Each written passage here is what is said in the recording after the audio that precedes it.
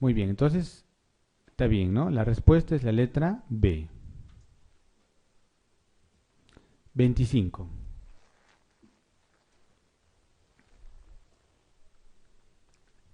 Ya, el enunciado nos está hablando de una miastenia, ¿no es cierto? Probablemente una miastenia ocular. Entonces, bueno, podríamos pedir todo lo que está ahí, pero la función autonómica no tiene sentido, ¿no es cierto? La respuesta es la C. A ver aquí, ¿qué dicen? 26.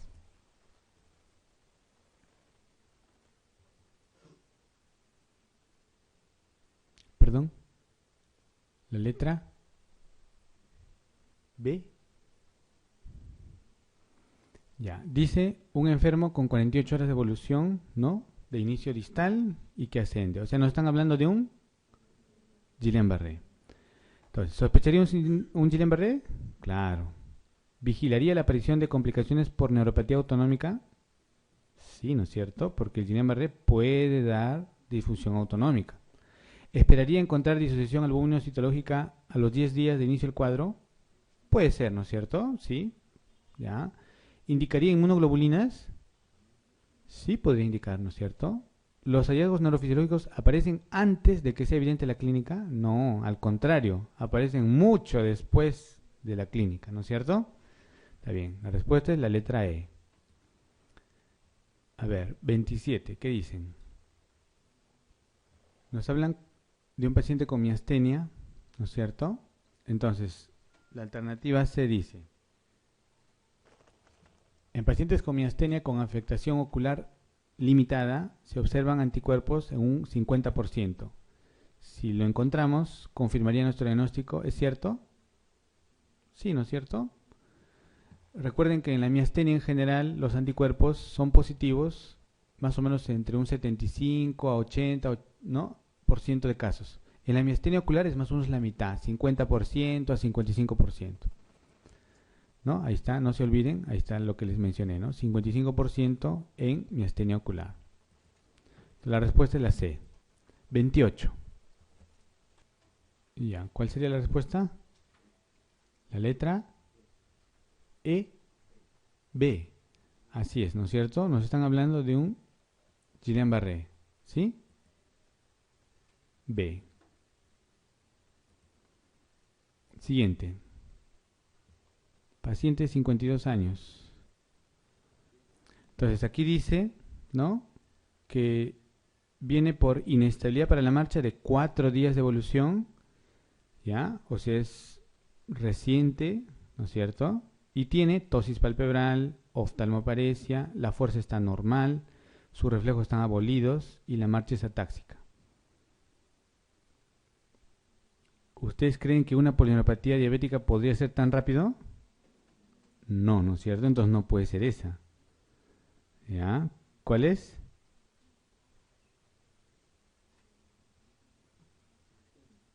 Miastenia, pero ¿y los reflejos abolidos? No encajan ahí en la miastenia, ¿no es cierto?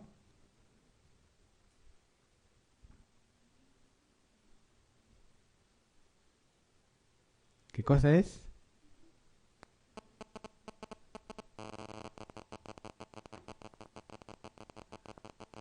¿Ah? Es un cuadro más o menos agudo, ¿no? Claro, con arreflexia, ¿no? Entonces tiene que pasar una polineuropatía, ¿no es cierto? Y aquí podría ser un Guillain-Barré o Miller-Fisher, pero aquí nos están hablando de la triada clásica del Miller-Fisher, ¿no? Tendríamos que marcar Miller-Fisher, ¿ya? La respuesta es la D. Siguiente, 30.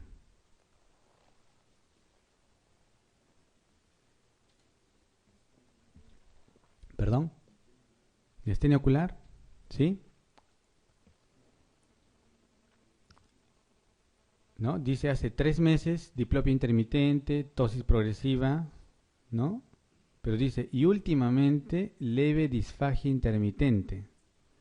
O sea que va más allá de los ojos. ¿Qué cosa es?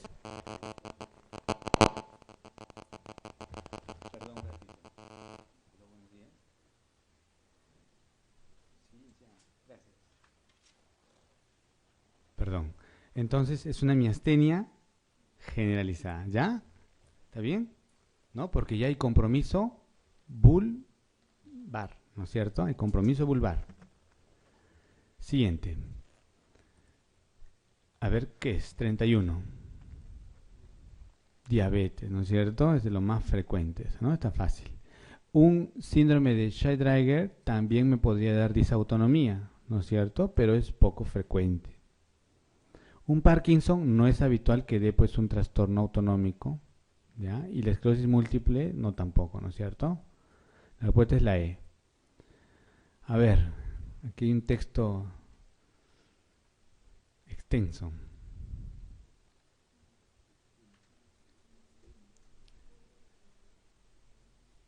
¿Ya? ¿Cuál sería la alternativa? Ya. Bueno, de todo este texto, aquí está algo que ya más o menos les había contado en el caso de la paciente, ¿no? Dice que últimamente experimenta en circunstancias, ¿no? No relacionadas, ¿no? Al abrir botellas, por ejemplo, ¿no? ¿No? Entonces lo que está hablando aquí es de una miotonía, ¿no es cierto? Es una distrofia miotónica, es la respuesta. A los 47 años no puede ser un Duchenne, pues, ¿no es cierto? No es tampoco un ELA, ¿no? ¿Ya? Entonces la respuesta es la B. 33.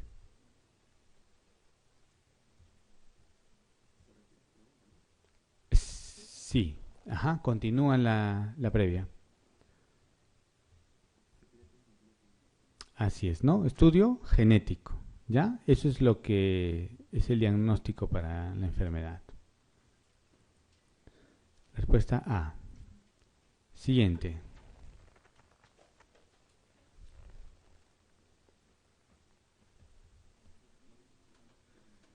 ¿Perdón?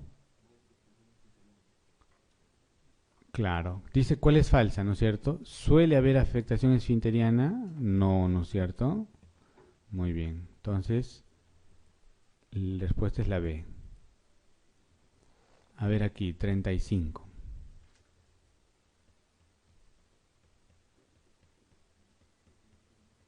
¿Perdón? Sí. Lo más frecuente son las neuropatías periféricas. El síndrome paraneoplásico de tipo neuropatía periférica más frecuente es la neuropatía sensitiva, por si acaso. ¿Ya?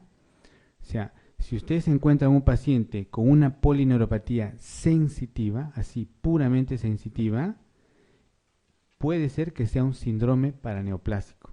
¿Ya? Entonces hay que buscar, o hay que tratar de buscar un cáncer oculto. ¿Ya? Puede ser difícil, pero está bien. Entonces la letra C. A ver aquí, 36. ¿Perdón? D. Así es, ¿no es cierto? La miastenia gravis, el problema es postsináptico. ¿Y la E, quién sería? Lamberito, ¿sí?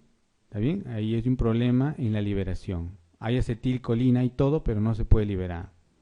¿Ya? Muy bien, la letra D. 37, a ver.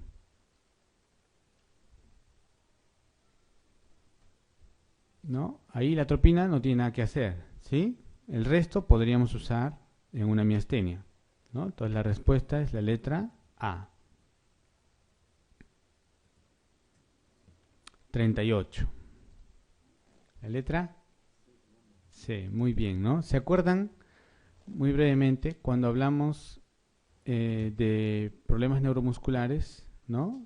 Dijimos que hay un examen que se usa en miastenia que es la estimulación repetitiva, ¿no? Este examen consiste en hacer estímulos repetidos, ¿no?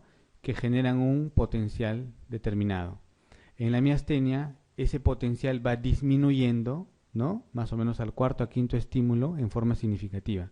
Pero les mencioné también que en el Lamberton ocurre lo contrario, ¿no? Incluso eso aumenta poco a poco, ¿ya? Entonces, ahí está la respuesta, es la letra C. 39. A ver, ¿qué dicen? 2B. 2B. Ya, entonces, Dice, es un paciente con miastenia generalizada, ¿no? Moderada, sin crisis y con respuesta moderadamente satisfactoria a anticolinesterásicos, ¿no? Entonces, ¿se acuerdan? Aquí está la clasificación de Osterman, ¿no es cierto? El grupo 2 está la generalizada, ¿no? Y leve es el 2A y moderada severa es el 2B. Nos están hablando de un grado moderado, ¿no es cierto? Porque si fuera leve el paciente estaría muy bien, ¿no? Pero este paciente tiene una respuesta moderada, ¿sí? Entonces, muy bien, 2B. 40, ¿qué dicen? Bueno, los corticoides también pueden producir miopatía, ¿no es cierto? Y para comentarles algo muy breve, por ejemplo, en la miastenia, ¿no? Parte del tratamiento son corticoides, ¿sí? Pero existen dos formas de dar. Uno es que se inicie con dosis altas desde el inicio o que se empiece con dosis pequeñas y se vaya aumentando progresivamente. Cuando a veces se usa dosis altas desde el inicio, el paciente tiene un empeoramiento, ¿ya? Al inicio de la enfermedad por ese compromiso, ¿ya? Y bueno, ustedes saben que, ¿no? Los corticoides pues dan miopatías, ¿no es cierto? Ahora, como toda miopatía, si nosotros le hacemos electromiografía, los potenciales de acción, ¿no? ¿Se acuerdan que les mostré un gráfico? Pueden ser pequeños, ¿no es cierto? O sea, potenciales miopáticos, ¿no? Entonces, la A es correcto, ¿sí? B, se afecta la musculatura proximal, dice, ¿no? Los corticoides dan generalmente miopatía de tipo proximal, como lo es con las enfermedades, por ejemplo, metabólicas o endocrinas, ¿no? Que dan compromiso más que todo proximal, ¿ya? Entonces eso también es correcto. Los niveles de CPK y aldolase están muy elevados. ¿Qué les parece? A ver, vamos a dejarlo un ratito ahí. La correlación entre dosis total de esteroides y gravedad clínica es escasa. Es cierto, ¿no? No necesariamente tiene que ser que tiene que estar, por decir, 3 meses con esteroides para que haga la miopatía. No, no necesariamente, ¿ya? La supresión de corticoides produce mejoría. Lógico, el tratamiento es suspender corticoides, ¿ya? Ahora, ¿se acuerdan cuando les hablé de las distrofias, ¿no? Las miopatías congénitas, las distrofias tipo Duchenne. Habíamos dicho que en el Duchenne el CPK está muy elevado, ¿no es cierto? Porque hay una destrucción activa muscular y que esta enfermedad, ¿no? En estas distrofias, el valor de CPK permite diferenciar incluso entre alguna de ellas, ¿ya? En cambio, en las otras miopatías, las adquiridas, digamos, muchas veces el valor de CPK es ligeramente aumentado, ¿ya? Entonces, aquí dice, ¿no? ¿Los niveles de CPK y aldolase están muy elevados? No, porque eso nos hablaría de una distrofia muscular, ¿ya? Entonces, esa es falsa. La letra C. 41, a ver, ¿qué dicen?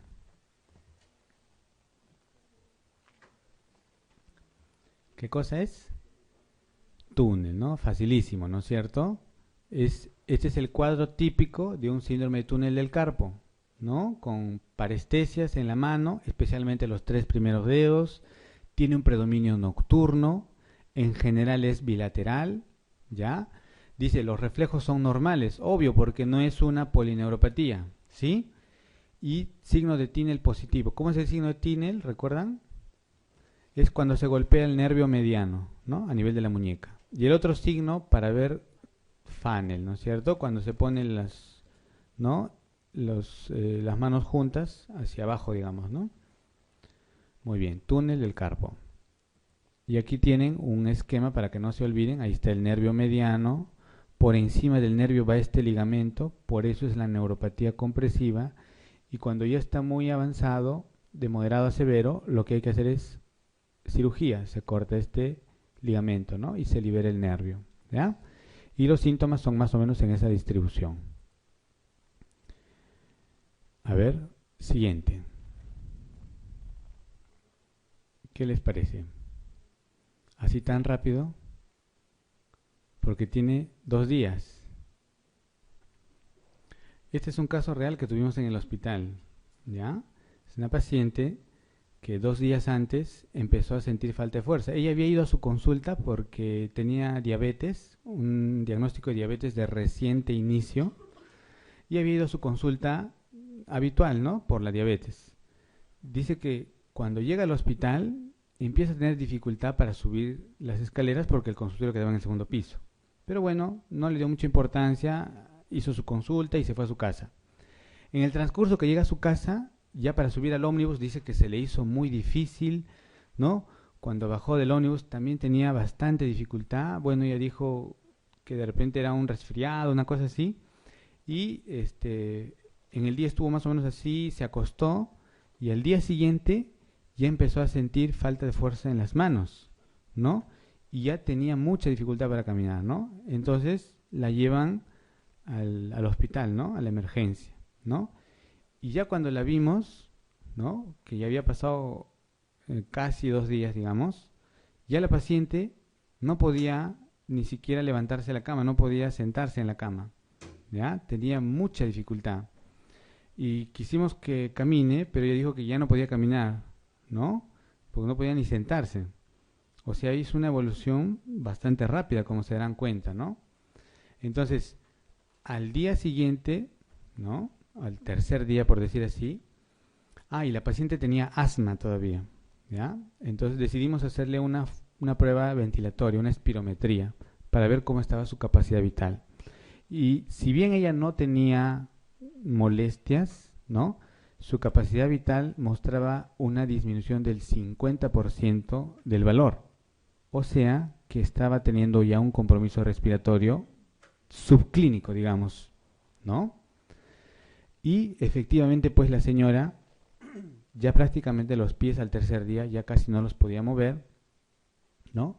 Y los brazos habían perdido también bastante fuerza, ¿no? Entonces, cuando se le hizo el examen, los reflejos en miembros inferiores estaban casi abolidos, pero en miembros superiores sí todavía estaban presentes, ¿no? Entonces, es más o menos parecido a lo que dice acá. ¿Y cuál es el diagnóstico? Facilísimo, ¿no? Está bien lo que han dicho, pero tienen que estar seguros, ¿sí? Es un Guillain-Barré, ¿no es cierto? Es un caso típico de Guillain-Barré, solo que con una presentación bastante aguda, bastante rápida, ¿ya? Puede haber presentaciones así bastante raras. ¿Y cuál sería el tratamiento? Estamos en 3 días. ¿Qué hacemos con ese paciente? ¿Le hacemos punción lumbar? No es necesario, ¿no? Podríamos hacerle, pero si me sale normal, no quiere decir que no tenga Guillain-Barré. ¿Le hago electromiografía? Tampoco, ¿no? Entonces se dan cuenta, el diagnóstico es clínico, ¿ya? ¿Y qué le dimos? Inmunoglobulina, ¿no? Y el paciente fue mejorando, ¿ya? Bueno, eso es todo.